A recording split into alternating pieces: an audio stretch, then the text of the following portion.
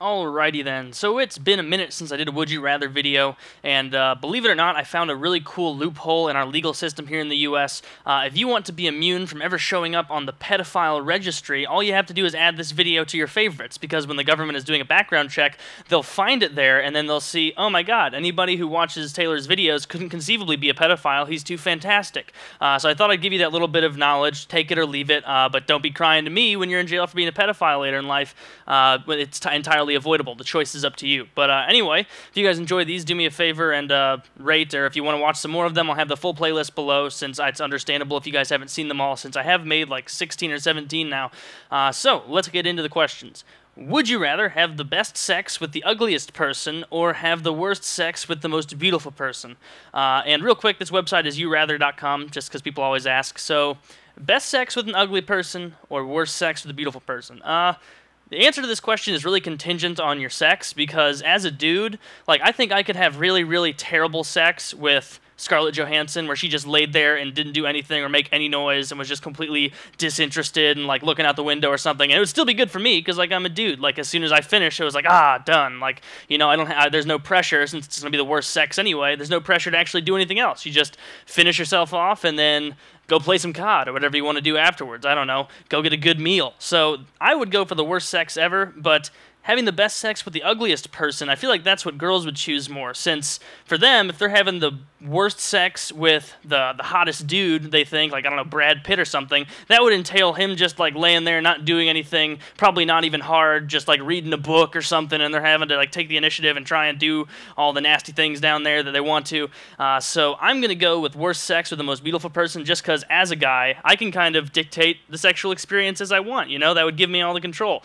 So I'm going to go with that. I anticipate that'll be much more. All right. Yeah, that's closer than I thought. 56% say they'd rather have the worst sex with the most beautiful person, which, you know, I would think that, because it seems like the majority of users on this website, at least from my ability to infer, seem to be male, and that makes more sense. Whereas, you know, the 44% probably women, and I can't imagine that. Like, how could the sex be that great if you're having it with a 500-pound woman who has like pock marks all over her face, and she's bald, and she has like third-degree burns all over her body, and like she's just like flab everywhere, and she has one of those things in her throat from smoking all those years, and instead of like talking, she's like man, yeah, talking like this, like a robot, like kind of like that.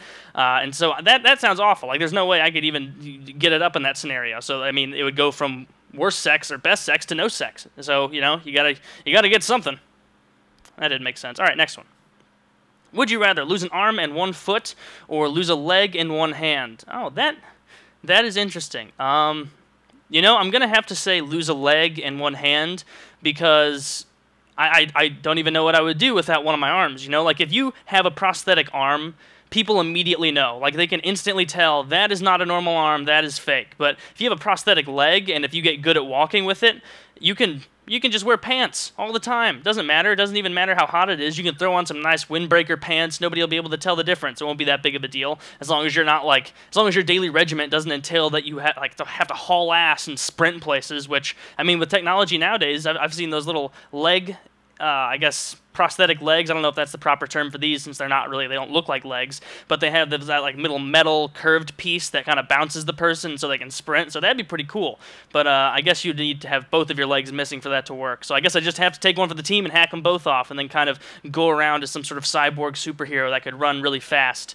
I'd put like guns on them too, or something like that. Maybe some like a mildly powerful rocket propulsion system, so I could jump and like, lose a leg in one hand. And on the hand, I could put like some form of gun, or maybe even like a samurai sword instead of my hand. So suddenly I've taken a bad situation and I've turned it into, now I'm a guy who can have a gun in one hand and a samurai sword as my other hand, and rocket propulsion systems on my special leg braces that allow me to jump and run faster. And for all intents and purposes, I'm a superhero now. So I'm going to go with that one.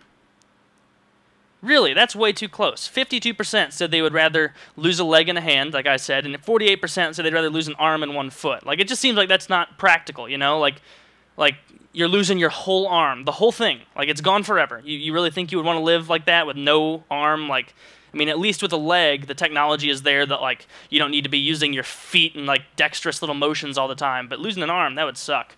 So, disagree on that one with a lot of people. Would you rather eat the rotting corpse of a skunk or eat pubic hair? Okay, so let me break this down. So I can either eat a disgusting piece of hair, or maybe like a few strands of hair. I don't know how much they're trying to give me, as long as it's not like a friggin' mason jar packed to the brim with pubes. Like, so they want me to either eat some pubic hair, which would be gross, or they want me to eat something that could potentially kill me. Really? This is your question? You eat something that most likely will kill me and give me dysentery, and I will get like rabies or something awful from a skunk, or eat pubic hair. I'm going to have to eat pubic hair. And they never specified whose it is. I'll just eat my own pubic hair, you know? Or Scarlett Johansson's. I mean, I don't know where I'd get that, but that's fine. No big deal. I'll figure it out. You'll cross that bridge when I come to it. Don't worry and ask me now. I'll figure that out. But anybody who answers, let me see this.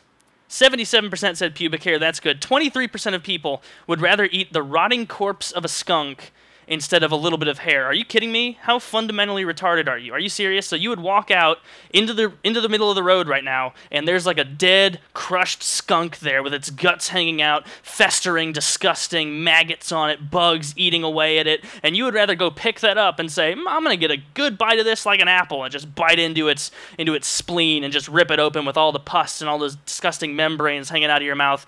And next to it, there's a little tiny pile of pubic hair, and you thought, ew, pubes, gross, ooh, icky. Like, no, you're retarded and you deserve to die. So, you suck, 23% of people. Would you rather have to get around on all fours all the time or only make animal noises? Huh. Alright, so you can either walk like an animal or you can be perceived as an insane person for the rest of your life. I'm going to have to go with walk around on all fours because maybe, like, then I could get really good at it eventually. Like, I've tried to do the bear crawl thing, like when I used to do wrestling in middle school and for, like, endurance training for hockey and whatnot, and that was terrible. It was exhausting, so much more so than you would think for walking on all fours. And that's like walking on all fours, like not on your hands and knees, like your hands and feet, like bending over really uncomfortably. So I'm going to have to go with that one, though, because what would you do if you could only make animal noises? Suddenly, every single occupation that you can imagine that isn't, like, friggin' lumberjack is immediately ruled out. And even then, like, what are you going to do? Like, if there's a tree falling and a lumberjack next to you is, like, in immediate danger and you can't yell out, get out of the way! Like, what do you have to do? You're going to have to be like, ooh, ah, ah, ah, ah, and they're going to be like, what the hell's that guy doing? Then they're going to, bang, crushed, dead. You just killed someone because of your stupid disability. So I'm going to have to go with get around on all fours. I could join the circus or something. You know, I would make do. When life gives you lemons, you make do. So I would do that. 60% said they would use all fours to get around, and 40% apparently have no idea how detrimental it would be to immediately lose all capacity to communicate with other people. Like, what would you do? Like, imagine just a simple day, even if you're a complete introvert who only talks to people like once every week. For that one time a week when you got to go get gas and go talk to the attendant, like, what are you going to do? Like, they ask for your card and they ask you how your day's going or just trying to be polite. You can't just ignore everyone forever. Like, I guess you could pretend to be mute, but, I mean, otherwise they'd have to be like, hey, how are you doing, sir? And you'd be like, moo! And they'd be like, Jesus, what the hell is this guy doing? I got to call the police. This guy's insane. He's going to murder me and my children. So 40% of you, thumbs down for being retarded, and 60%, you're fine by me. Would you rather go to prison for 5 years or watch every episode of Full House? I would rather watch every episode of Full House. When I was a really little kid, that used to come on like right after The Cosby Show, and since I was really little, I thought Bill Cosby was funny. Like, he's not funny when I go back and look at it now, because, I mean, I actually realized that. I was on Painkiller already, and I mentioned that to Woody, and he said, Bill Cosby is so unfunny, and all that I had in my head to remember him by was the episodes of The Cosby Show, and as a little kid, I liked it. And then I went back and watched some clips, and it was almost like, oh my God, what have I done? What have I poisoned my mind with? What disgusting drivel is this? And Full House is a lot like it's very similar, you know. But I thought that that guy who played Joey, is that his name, Joey? The guy. It was really weird. Like, all three grown men living in one house together with a bunch of young girls. Like, I'm surprised whatever his name is, the guy from To Catch a Predator, didn't show up a few times unexpectedly. But I'm gonna go with watch every episode of Full House just because it's better than prison for 5 years. Alright, so apparently 10% of people either thought this joke was so funny they had to capitalize it and click on the go to prison for 5 years, or, you know, maybe they have some guilt that they feel and they need an excuse to go to prison anyway. Maybe they're a convicted felon or rapist or something and they never got caught, which would kind of nullify the word convicted there, and they just want to go away for a while, you know, which is fine by me. Go for it. Go spend 5 years in prison. I'll pay for your stay there happily. And that's it.